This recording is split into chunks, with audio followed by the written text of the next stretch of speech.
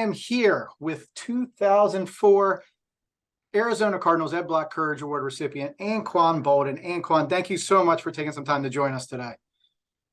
Oh, not a problem, man. It's a pleasure.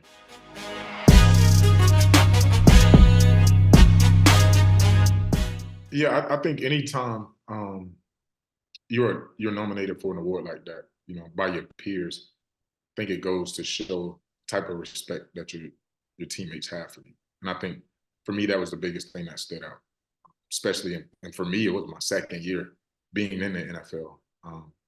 But to see how guys viewed me at that point, being a young guy, only my second year in, um, I think for me that held a lot of weight. Knowing that guys respected you, uh, knowing that guys watched you, and because that's what happens when you're in the locker room with guys every day. Guys are able to see who you truly are. You can't hide anything. You know what I'm saying? So like for me, I think that was the special part.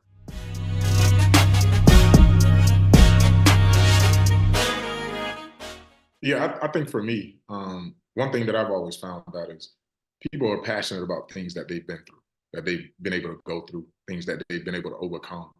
Um, and I think for me, growing up in the community where I grew up, there were a lot of resources, and that was one of the things I said when I was younger. Man, if I ever make it to a play, it even doesn't even have to be the NFL. If I ever get in a position where I can help, I'm definitely going to help. And I think, there's a lot of people that feel that way, but I think we're most passionate about, like I said, the things that we had to go through or overcome. And for me, that was the reason I started the Q81 Foundation. Um, Me and my wife, we're heavily into education, and I know for me personally, had it not been for a football scholarship, like my parents couldn't afford to send me to college. There's four kids in the household. You know, my parents were working to make ends meet, but college wasn't a real goal unless I had assistance. And for me and my wife, that's what we've tried to be. Because every kid doesn't play sports. Every kid's not going to get a scholarship in that form. So we've tried to help as many kids as possible continue their education. When I was growing up, getting a high school education was cool, because you can go out and find a job and be able to take care of you and your family. Nowadays, it's not realistic. You have to have some kind of secondary education just to be on a level playing field when you're talking about being able to get a job. So we did $1 million endowment ourselves, to make sure that even when we're dead and gone, our legacy will continue on through others who continue to pursue education secondarily, and are able to go out in the job market and compete.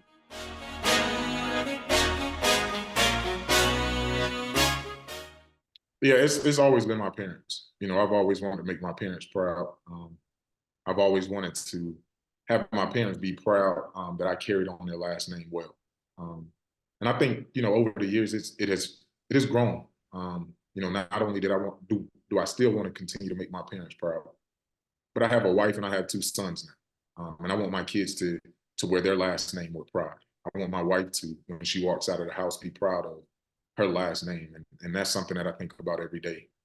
So definitely, growing up, my parents were a big inspiration for me. But now that I have my own family, it's about making sure that my wife and my kids are proud of the product that I put out.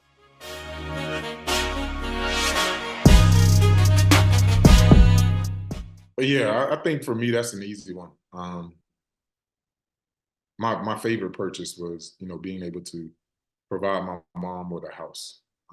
That has always been my goal as a kid growing up in the projects. Never living in a home myself growing up. That was always something that I wanted to gift my mom, because I've seen the hard work that she's put in raising four kids, the many hours, sleepless nights, working multiple jobs just to provide. Yeah, for me that was an easy.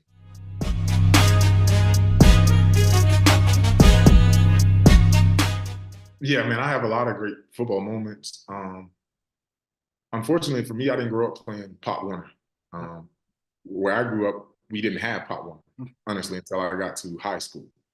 So I started playing football 8th grade. My 8th grade year, I played junior varsity.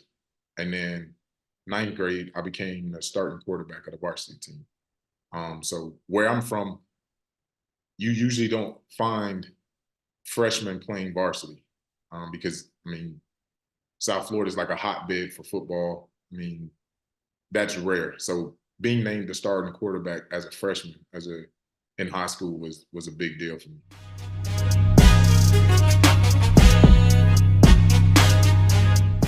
Most definitely, we are supportive of one another. Like you said, man, there's just a hotbed of talent in that area. I mean, if you combine Pahokee and Belgrade, you'll probably have around 100 guys that have made it to the NFL. And probably a better roster than any NFL team has right now, too, right? I mean, and here's the thing about it.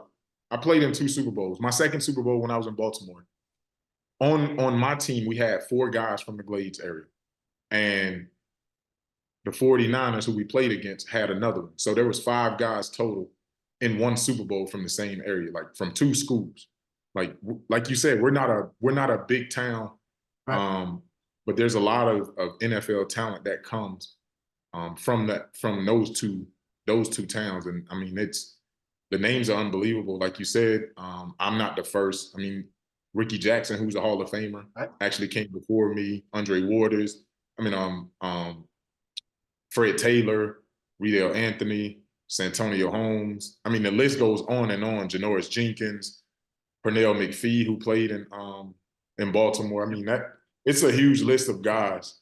Jesse Hester. I mean, the list goes on. So, like, for me, man, I tell a lot of people because Pahokee and Belgrade are rivals. Yep. And I tell a lot of people that, you know, playing in that rivalry game prepared me for the big stage. I mean, I went to Florida State, you know, had rivalry games with Miami and the University of Florida, you know, playing in Baltimore, you know, playing against Pittsburgh, Cleveland, Cincinnati, playing in the Super Bowl. I don't think there's ever been bigger games than my high school rivalries. And I'm talking about you go to a game like that and you are seeing at a high school game 30,000 people where, you know, and people are still trying to get in and can't. And, you know, you're playing on the field, the stands are filled, but to make room, people are standing around the track. I mean, it was unbelievable, a crazy atmosphere. And like I said, it prepared me for a lot of football, big time football, once I got to, you know, college and the NFL.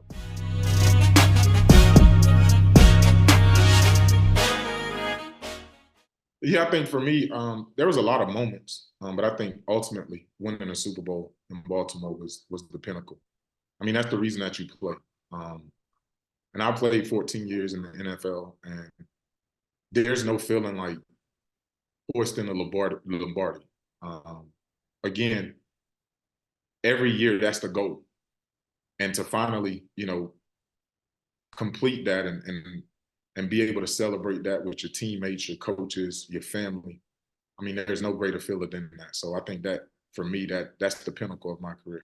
No, that sounds really good around here. I'll tell you that much, with the home base here in Baltimore and hearing those.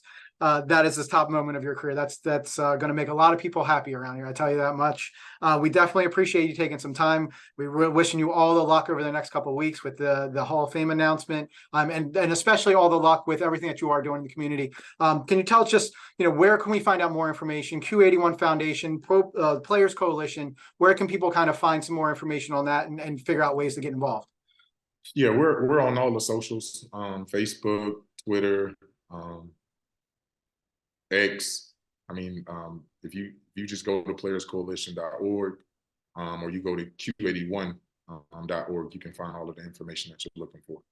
Awesome. Thank you so much, Anquan. Hopefully future Hall of Famer that we're talking to today, and appreciate you taking a couple minutes. Oh, not a problem, man. Thanks for having me.